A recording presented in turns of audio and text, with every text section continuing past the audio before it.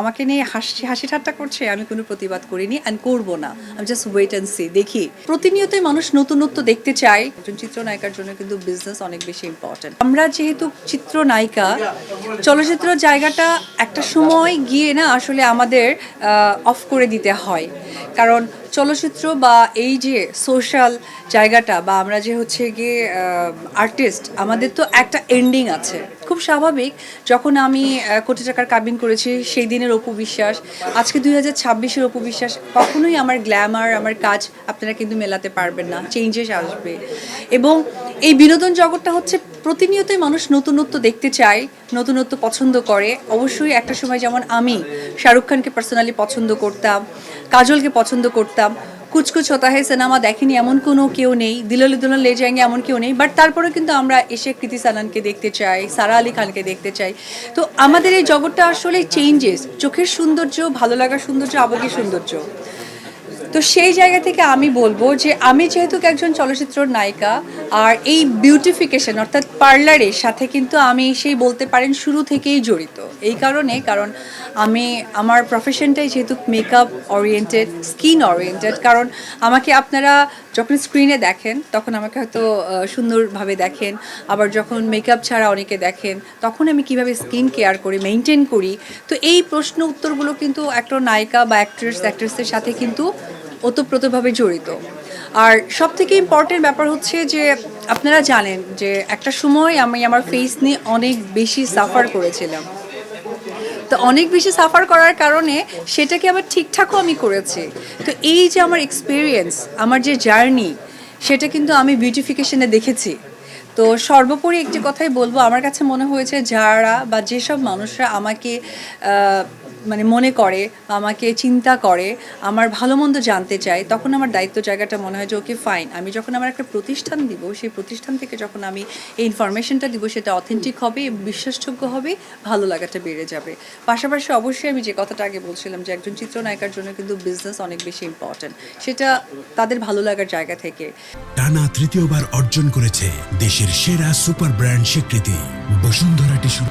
আপনারা দেখবেন যে দেশের বাইরে, বিশেষ করে বলিউড ইন্ডাস্ট্রিকে তো আমরা অলওয়েজ ফলো করি। আপনারা দেখবেন যে শিল্পা শেট্টি কুন্দর, ওনার কিন্তু একটা বড় রেস্টুরেন্ট আছে। যদি আমরা প্রিয়াঙ্কা চোপড়ার কথা বলি, ওনার কিন্তু ওয়ার্ল্ড ওয়াইড হচ্ছে কসমেটিক্স ব্র্যান্ড আছে। আমরা যদি ক্যাটরিনা কাইফ বলি, তার কিন্তু আপনার মেকআপ ব্র্যান্ড আছে। তো এটা অ্যাকচুয়ালি যার যা অ্যাবিলিটি, যার যে স্পেস, সেই জায়গা থেকে আমার মনে হয় যে প্রত্যেকটা শিল্পীরই উচিত বিজনেসে নিজেকে ইনভলভ করা, যে যে এক্সপিরিয়েন্সটা নিয়ে আসছে। তো আমার আসলে এই বিজনেস দেওয়ার পেছনে বলতে পারেন আমার এক্সপিরিয়েন্স, ভালো লাগা, আমার যেসব ফলোয়ার আমার সিনেমাতে অলওয়েজ দেখেছে, স্ক্রিনে দেখেছে, তারাও কাছাকাছি পাশাপাশি আমাকে দেখা, ইন্সপায়ার হওয়া, সেখান থেকে আসলে বিজনেস রান করা।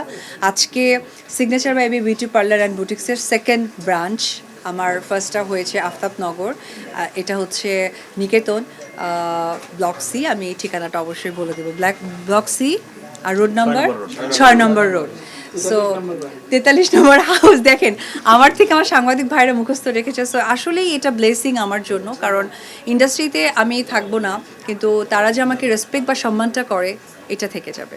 খুব সুন্দর একটা যুক্তিসঙ্গত একটা প্রশ্ন করেছে, মানে একটা গঠনমূলক প্রশ্ন। সেটা হয়েছে কি, আসলে যখন আমি আমার ব্যক্তি জায়গার একটা টানপড়ন যাচ্ছিল, তখন আমি আসলে অনেক বেশি ওপেনিং করেছি। এই কারণে ওপেনিং করেছি আমি, খুব টু বি অনেস্ট, কারণ সব থেকে ইম্পর্টেন্ট ব্যাপার হচ্ছে যে আসলে কাজের পেছনে নিজেকে সামনে এগিয়ে নিয়ে যাওয়া, পাশাপাশি আপনি বলতে পারেন ফাইন্যান্সিয়ালি একটা বড় সাপোর্ট।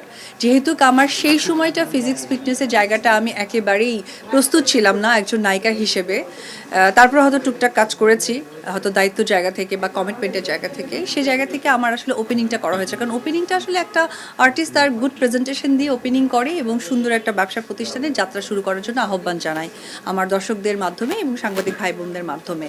তো এটা আমি এত বেশি সংখ্যক করেছি, আমাকেও সকলে চেয়েছে, আমি করেছি। কিন্তু একটা মহল যেটা হয়েছিল যে আমাকে স্ট্রিক্টলি বলতো যে ফিতা কাটা নায়িকা অপু বিশ্বাসের সাথে। তো বিষয়টা আমি কখনোই দুঃখের সাথে দেখিনি। আমি এই কারণে দেখিনি, কারণ it's part of my job. আমি একজন সেলিব্রিটি। আমি যখন একটা জায়গায় যাব, এই যে আজকে আপনারা ভাইরা যারা এসেছেন, আমার বিশ্বাস যে একজন সেলিব্রিটি যখন যাবে, আপনাদেরকে আমন্ত্রণ না জানালেও আপনাদের দায়িত্ব জায়গা থেকে যাবেন, কারণ আপনাদের অফিসিয়ালি এক ধরনের টার্মস থাকে যে একজন সেলিব্রিটি যাচ্ছে তার মনের ভাব প্রকাশ করার নিয়ে আসেন। কিন্তু একজন সামান পিপল, যদি নর্মাল কেউ একজন যদি যায়, তখন কিন্তু আপনাদেরকে ইনভাইট করলে তখন বেশ কিছু বাইন্ডিংসের মাধ্যমে আপনাদের যেতে হয়। আমি যদি বলি কথাটা রাইট, তো সেই জায়গা থেকে সেই সময়টা অপু বিশ্বাসের এমন একটা সাপোর্ট ব্যাপার ছিল, যারা বিজনেস ওপেন করেছেন তারা সকলেই মিলে, তো আমার সংখ্যাটা বেড়ে গিয়েছিল। তো একটা মহল আমাকে বলেছিল, তা আমি এটা কখনোই কষ্ট নিইনি। কেন নিইনি? কারণ আমি জানি ইন ফিউচার যারা অপু বিশ্বাসের মতো এত সিনেমায় অভিনয় না করে, এত ব্যস্ত সময় না পার করেও কিন্তু তারা ওপেনিং করছে বা ফিতা কাটছে। তো যখন আমি দেখলাম যে মানুষ এসে নিস্তার পায় না, মানে অনেকেই আছে যে করে যাচ্ছে একের পর এক। অপু বিশ্বাসের সময় একটা নেগেটিভিটি রিভিউ দিত ফেসবুক বা সোশ্যাল মিডিয়াতে, তাদের ক্ষেত্রে এমন রিভিউ দিচ্ছে যে বিশাল কিছু হয়ে যাচ্ছে। তো এটা আসলে বিষয়টা আমার কাছে মনে হয়েছিল যে এটাই তো হওয়া উচিত। একজন শিল্পী, আপনি খেয়াল করে দেখবেন যে আমরা যখন একটা শুটিং করি, যখন একদম মানে শুটিংটা করার মাধ্যমে আমরা কিন্তু একটা ইমোশন ক্রিয়েট করি, সেটা হতে পারে প্রেম, হতে পারে মেসেজ। সেটা যখন স্ক্রিনে আসে তখন কিন্তু সেটা দেখে দর্শকদের একটা ভাইবস তৈরি হয়। তো এটা একটা শিল্পীর, বলতে পারেন শিল্পীর সত্তা। তো আমি তখন মনে হয়েছিল যে এই ওপেনিংটা কিন্তু আলটিমেটলি সকলেই করবে। আমাকে নিয়ে হাসি ঠাট্টা করছে, আমি কোনো প্রতিবাদ করিনি অ্যান্ড করবো না। আমি জাস্ট ওয়েট অ্যান্ড সি, দেখি যারা যারা করেছে, যে মহল থেকে করেছে তারা কি করে। So end of the time তারা আমার থেকে রাইট নাও অনেক বেশি করছে। তো এটা আসলে আমি কাউকে ট্রিক্স অ্যান্ড ট্রিক করে বলিনি। আমি এটা মনে হয় যে যারা যারা ভেবেছিল যে কখনোই ওপেনিং করবে না, ফিতা কাটবে না বা এই ধরনের ব্র্যান্ডিংয়ে যুক্ত হবে না, তাদের যখন সংখ্যা আমি দেখেছি বেশি এবং পারিশ্রমিক জায়গাটাকেও তারা খুব স্বাভাবিকভাবে এসেছে, তখন মনে হয়েছিল যে আসলে এই জিনিসটাকে একটু মানুষকে সচেতন করে দেওয়া। That's it.